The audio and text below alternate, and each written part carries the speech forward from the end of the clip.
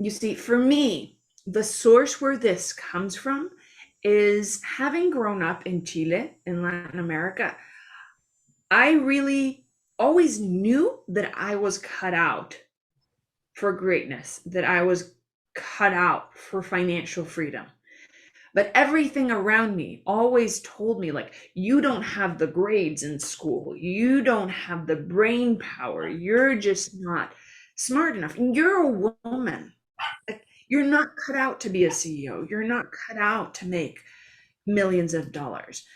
And I was like, ugh, I hated that. And then, like, I moved to the US, and truth be told, that was even further cemented. I thought it was like, okay, maybe it's just the culture that I come from, which is a very machista culture in Latin America, right? I was like, maybe moving to the US, when I moved at 16 or 17 to the US, I was like, maybe now is my break. Maybe this is where things change. And I went to college, and I fucking sucked at college. I literally like barely passed every single class. It was just a disaster, a complete disaster. I have no idea how I got into one of the top colleges here in the US. And then just, I was like, I joined every club that I could join because I thought that that was the thing to do. But then my classes just sucked, and like my grades just sucked. So then I went on to the market to find a job. And because I was in Boston, I was competing. Like, I went to this university called Tufts University, which is a good university, but it's not Harvard, it's not MIT, which are also schools that are in Boston, and all sorts of other kids who went to Harvard, went to MIT, were looking at the same jobs that I was looking at. And so I just like, it was just sucking. And then I met Paul, moved to Kentucky, and got a job that wasn't fulfilling. It wasn't satisfying, yet I was doing it, and I was doing all right at it, and it was just doing compensation. And then the Great Recession hit, right?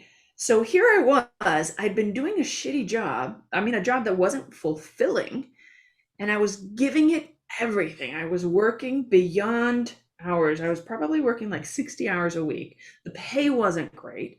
And then I got laid off. And I was like, why the fuck? Is like, I'm trying to be a contributing member of society, and it's not working. And all I want is to just feel worthy.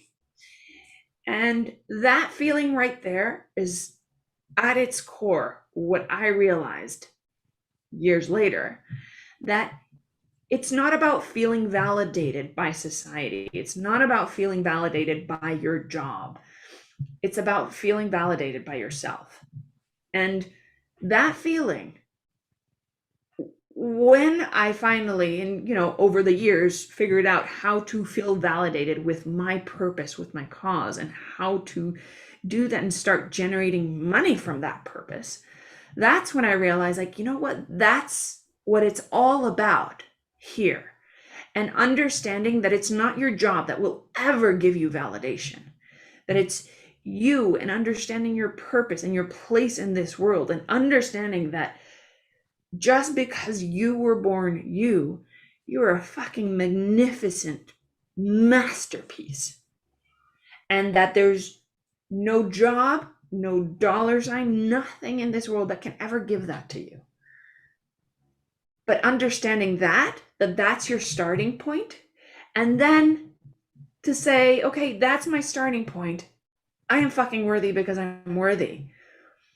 And because I'm worthy, I decide that I want to be the CEO of a company. I decide that I want to build multiple revenue streams, that I want to be loaded, right?